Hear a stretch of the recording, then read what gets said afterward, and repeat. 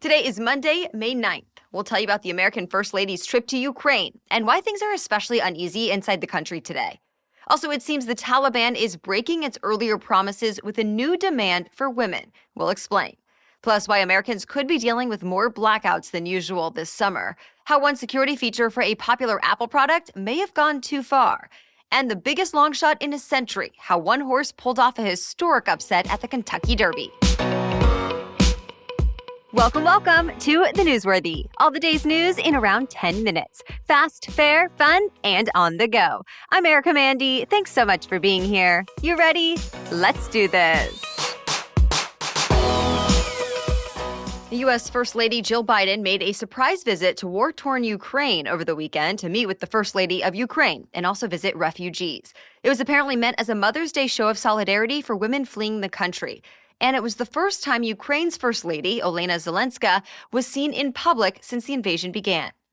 Canada's Prime Minister Justin Trudeau made his own surprise trip to Ukraine's capital.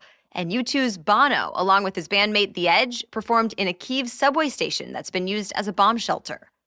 But even as many show their support for Ukraine, the devastation there continues. In the eastern part of the country, a Russian bomb destroyed a school that was being used as a shelter. Ukrainian officials say as many as 60 people may have been killed in that attack alone. More civilians were reportedly attacked elsewhere, including children. The head of the United Nations called this another reminder that, quote, it is the civilians that pay the highest price in war. There are fears things could get even worse today since it's Russia's annual Victory Day holiday. It's the day that commemorates the Nazi surrender to the Russians in 1945. And some Western officials think Russia will use the occasion to build up the war effort. So some Ukrainian cities have declared curfews for today or warned people about going out in public. On the economic side of things, leaders from the Group of Seven all promised to phase out imports of Russian oil, if they haven't banned those imports already. Remember, the G7 includes the U.S., Canada, Britain, Germany, France, Italy, and Japan. The U.S. also announced another round of sanctions against Russia. These cut off advertising from Russia's third biggest TV stations. They also ban U.S. accounting and consulting firms from providing services and more. It's a move that confirmed some of the worst fears among women's rights activists. The Taliban announced that from now on, women and girls in Afghanistan will be expected to stay home. And if they do venture out, they'll have to cover themselves head to toe, showing only their eyes. That's what the Taliban required last time they were in charge as well, about 20 years ago. But this time, the Taliban says it will be up to the men in these women's lives to enforce the rules. So their brothers, fathers, husbands, or sons. And if a woman breaks the rules, it's the men who will be punished. They could face jail time or they could be fired from their jobs. One Taliban spokesperson said this is a direct order from the Quran. Although the Quran is interpreted throughout the Muslim world in very different ways. The United Nations condemned the new rules, saying they contradict all the promises the Taliban made last year when they said they would respect the human rights of Afghan women and girls. And the UN said this could hurt the Taliban's efforts to gain international recognition as a legitimate government. Well, some activists and women inside Afghanistan are criticizing the international community for not doing more. To be continued. There was a powerful explosion at a historic luxury hotel in Old Havana, Cuba. It was apparently caused by a gas leak at the Hotel Saratoga, just about a block from Cuba's Capitol building. No guests were actually staying inside the hotel yet, but several workers were inside, and the walls flew into the busy streets in the tourist area, destroying buses and cars and damaging many nearby buildings. Local media reports say at least 32 people died in this blast. Dozens more were seriously hurt. And the counts are expected to rise, since search crews are still digging through the rubble. The Cuban government says at this point, it seems like the whole thing was a tragic accident. Top White House officials are not expecting COVID-19 to go away anytime soon. At least one senior administration official told reporters the U.S. could see another 100 million COVID-19 cases this fall and winter. If that projection is true, it would mean nearly a third of Americans could be infected over the course of just 3 to 4 months. But to be clear, that estimate is based on the assumption that no extra resources are given to fight the pandemic, like new funding from Congress. And remember, the White House is trying to convince lawmakers to approve billions of dollars more to keep funding things like testing and treatments. Most experts agree a surge of cases is likely coming, but some aren't so sure about these projections. One infectious disease expert from Johns Hopkins University told ABC News it's just too tough to predict the future of this virus. Stay tuned. All right, we have more news for you coming up, but first, this podcast is sponsored by Indeed. There are usually 2 or more sides to every story, but if you want to hire great talent for your business faster, there's one way we recommend you do it. You need Indeed. Indeed is the hiring platform where you can attract, interview, and hire all in one place. Instead of spending hours on multiple job sites searching for candidates with the right skills, Indeed is a powerful hiring partner that can help you do it all. You can find great talent faster through time-saving tools like Indeed Instant Match, assessments, and virtual interviews. I appreciate that Indeed puts a guarantee in place. It is the only job site where you only pay for applications that meet your must-have requirements. Start hiring now with a $75 sponsored job credit to upgrade your job post at Indeed.com/newsworthy. Offer good for a limited time. Claim your $75 credit now at Indeed.com/newsworthy. Indeed.com/newsworthy. Terms and conditions apply. Pay per qualified applicant, not available for all users. Need to hire? You need Indeed. Millions of Americans could be in for more blackouts than usual this summer, especially during heat waves or other peak times. It's because several electric grid operators are warning that their electricity supplies are not keeping up with the demand. Operators in Texas and California are among those that have already said they expect a shortfall. Another company that provides power to much of the Midwest said the same thing. So, why is this happening right now? Well, the Wall Street Journal points to a few reasons. 1, the current electric grid is aging.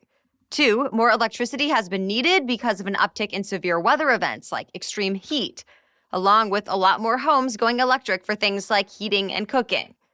And 3, the U.S. is making a historic transition from power plants fueled by coal and natural gas to cleaner forms of energy like wind and solar power. But traditional power plants are being retired more quickly than they can be replaced by renewable energy. Making matters even worse, those renewables have been delayed by supply chain issues and inflation. So for now, the electric grid operators say they're trying to find ways to use as much of their resources as possible to meet the demand. And they're asking everyday people to try to conserve power, especially during extreme weather events, and to be ready with supplies like battery-operated fans and flashlights, just in case. The feds are accusing Starbucks of unfair labor practices. Federal labor officials filed a complaint with nearly 30 charges that included more than 200 violations.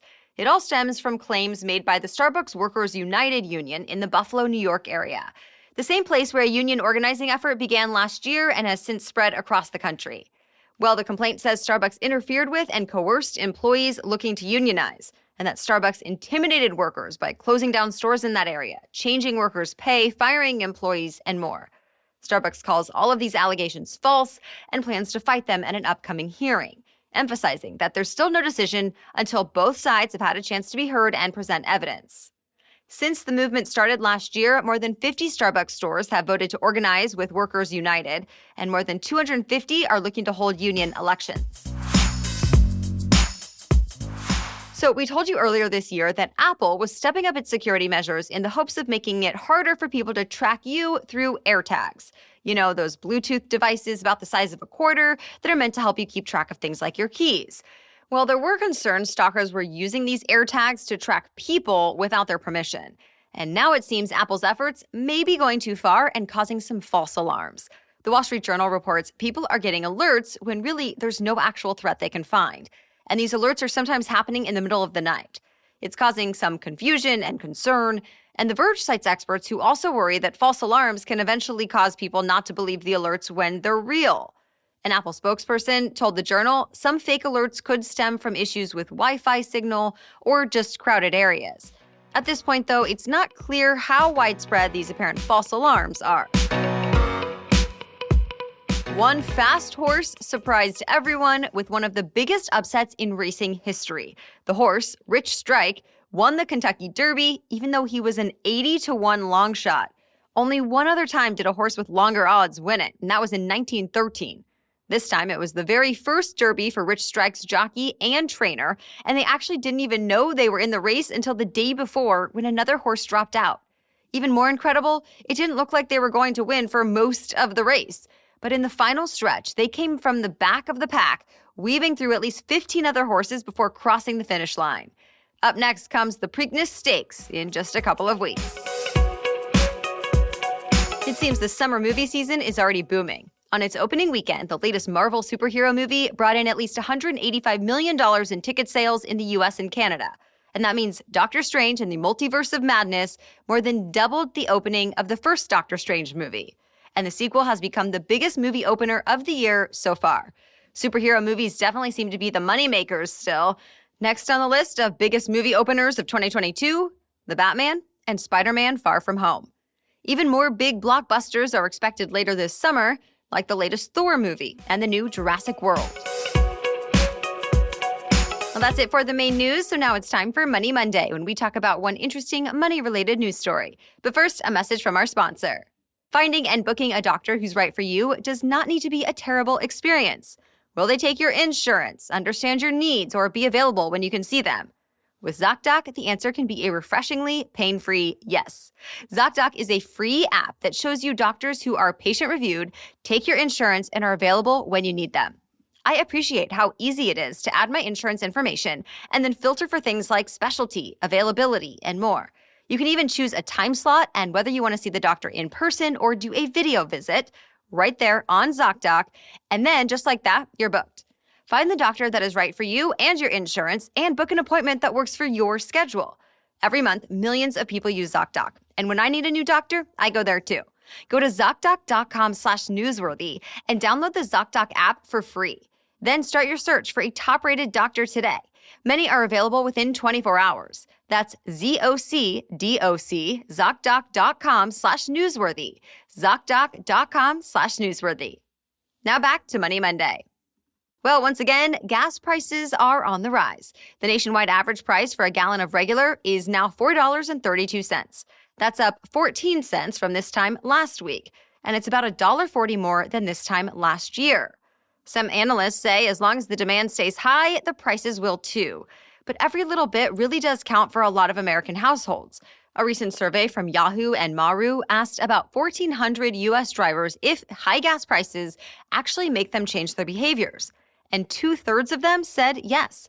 They've decided to do things like cancel road trips, take public transportation more, drive to different gas stations to find the best price, and not fill up the tank all the way. The rest of the people surveyed, though, said they probably won't make any changes until gas prices hit about $5 a gallon. Some parts of the U.S., like California and Nevada, have already seen the averages get that high.